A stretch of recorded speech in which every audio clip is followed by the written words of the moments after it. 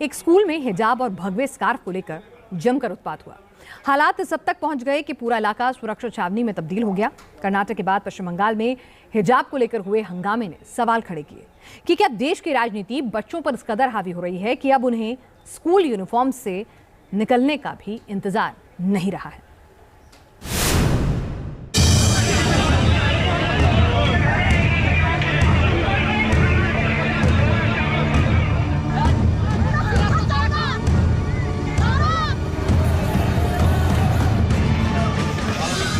School तो आए थे पढ़ने और लगे लड़ने। हालात इतने बिगड़े कि स्कूल की शक्ल बदहाल हो गई। माहौल ऐसा बिगड़ा कि पुलिस और रैपिड एक्शन फोर्स की तैनाती करनी पड़ी। बच्चों को घर भेजना पड़ा, पेरेंट्स को बुलाना पड़ा, स्कूल बंद करना पड़ा और आदर्श विद्यालय को सुरक्षा घेरे में डालना पड़ा। और ये पूरा बवाल हुआ हिजाब वर्सेस भगवा नामावली की वजह से। हावड़ा जिले के संक्रेल में हुआ ये पूरा मामला मंगलवार का है। खबरों के मुताबिक स्कूल मैनेजमेंट की तरफ से छात्राओं को हिजाब पहनने की अनुमति दी गई है, जिसे लेकर छात्रों का एक गुट भगवा स्कार्फ यानी नामावली पहनने की परमिशन मांग रहा था। आरोपों के मुताबिक कुछ छात्र स्कूल में धार्मिक चिन्ह वाले भगवा स्कार्फ पहनकर आए थे, जिसके बाद स्कूल छात्रों के दो गुटों के बीच हिजाब और नामावली पर बवाल हो गया। देख सकते हैं कि ये स्कूल है, ये हाई सेकेंडरी स्कूल है, 12वीं कक्षा तक ये स्कूल बना हुआ है। लेकिन इसी स्कूल में हिजाब को लेके एक नया विवाद छिड़ चुका है और जो लोगों से बातचीत करके हमें पता चला है कि यहाँ पर जो अल्पसंख्यक समुदाय की लड़कियाँ हिजाब पहन के स्कूल आती थी, ये सदियों से होता आ रहा है। लेकिन पिछले कुछ दिनों 2-3 दिन पहले यहाँ पर कुछ बच्चे जो मेल स्टूडेंट हैं वो नामावली पहनकर स्कूल पहुँचे थे और उसको लेकर विवाद छिड़ चुका था। विवाद इतना बढ़ा कि दोनों पक्षों में क्या लड़के और क्या लड़कियां जमकर मारपीट हुई। हालात संभालने के लिए लोकल पुलिस को बुलाना पड़ा, लेकिन जब छात्रों का उत्पात स्कूल की सीमा को लांघ गया तो मामले को संभालने के लिए रैपिड एक्शन फोर्स को बुलाना पड़ा। স্কুলে তিনটে ছেলে কালকে মানে ওদের ওমনি নামাজ সেবার সেই ড্রেস পরে গিয়েছিল।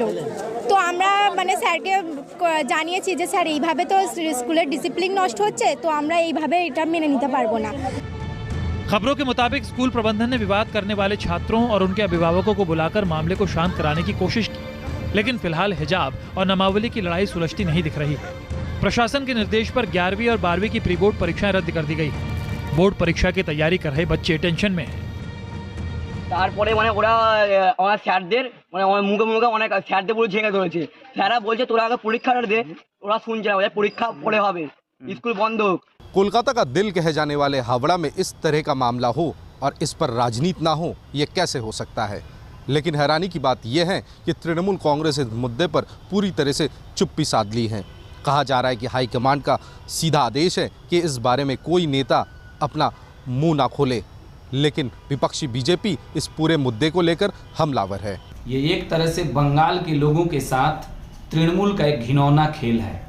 ममता बनर्जी की सरकार मुस्लिम तुष्टीकरण की राजनीति में जो आग से खेलने का काम कर रही है वो बहुत महंगा पड़ेगा। भाई सभी शिक्षण संस्थान में आप जाओगे तो वहाँ का ड्रेस कोड मानना होगा। हम लोग भी पढ़े लिखे हैं, स्कूलों में ड्रेस कोड थे, हमारे बच्चे पढ़ रहे हैं, उनके लिए अलग ड्रेस है, बच्चियों के लिए अलग ड्रेस है। हर स्कूल का अपना एक ड्रेस कोड है।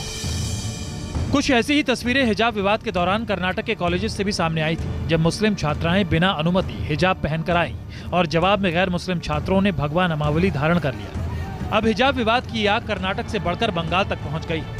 ममता दीदी की सरकार पर पहले भी मुस्लिम तुष्टीकरण के आरोप लगते रहे हैं। ऐसे में विपक्षी बीजेपी को अब नया पॉलिटिकल हथियार मिला है और क्या पता इस बार हिजाब के नाम पर बीजेपी पॉलिटिकल खेला करने की कोशिश करे। Team news nation.